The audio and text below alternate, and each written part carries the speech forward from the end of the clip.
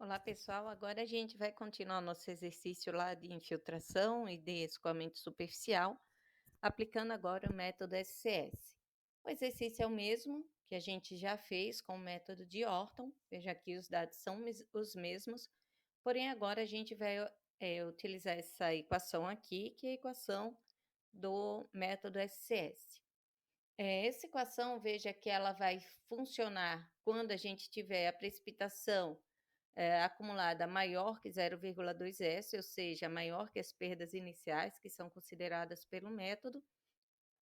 O S, que vai ser a retenção potencial do solo em milímetros, a gente vai calcular a partir dessa outra equação aqui, que é 25.400 dividido pelo CN menos 254. Lembrando que o CN ele é um valor tabelado, ele vai ser em função do grupo hidrológico do solo e também da ocupação.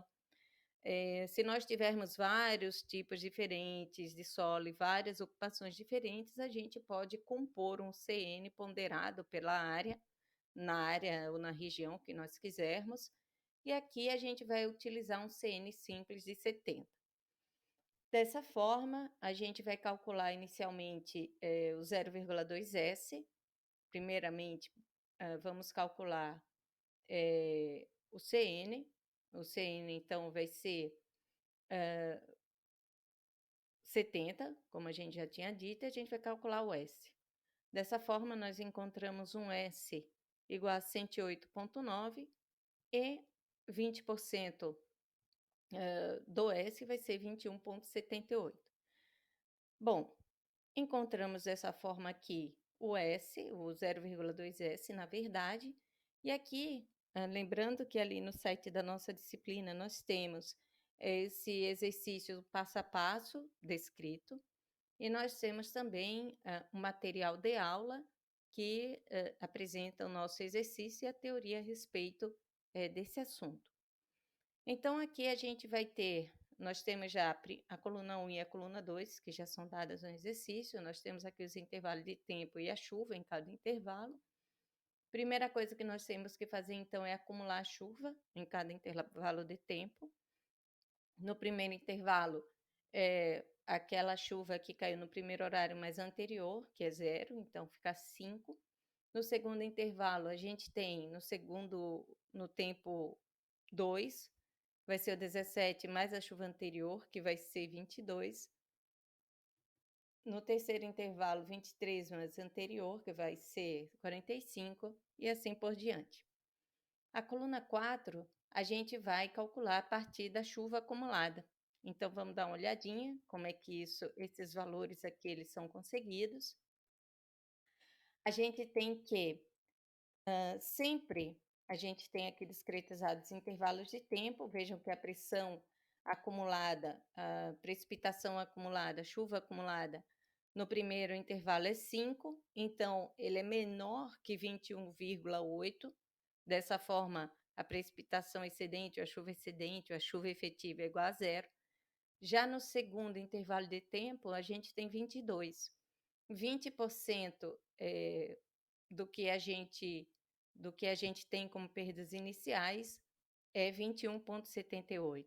Dessa forma, a gente tem que calcular esse valor aqui, que é a precipitação excedente acumulada, por meio dessa nossa equação. Essa equação, ela está posta aqui, que a gente tem o 20% S. Aqui nós temos a chuva acumulada menos o 0,2 S, esse valor aqui ao quadrado, e aqui eu calculei em separado o 80% de S, que é esse termo, somado com a precipitação acumulada, que seria isso daqui, tá?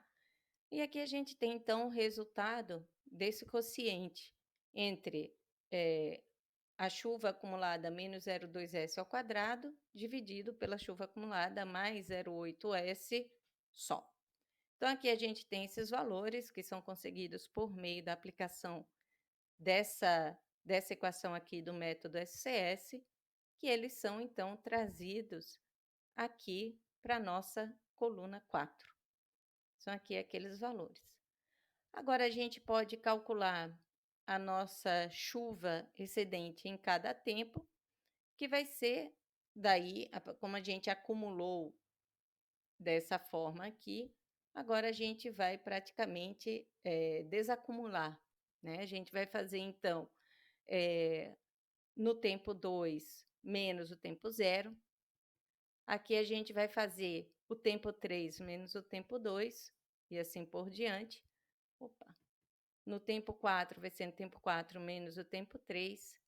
E finalmente, no tempo 5, a gente vai ter o tempo 5 menos o tempo 4. E assim, a gente vai ter que a chuva excedente, ou seja, a chuva que escoa, vai ser 23,82, praticamente 24 milímetros, se a gente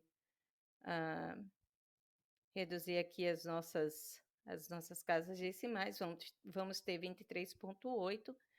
Como nós tivemos aqui uma chuva total de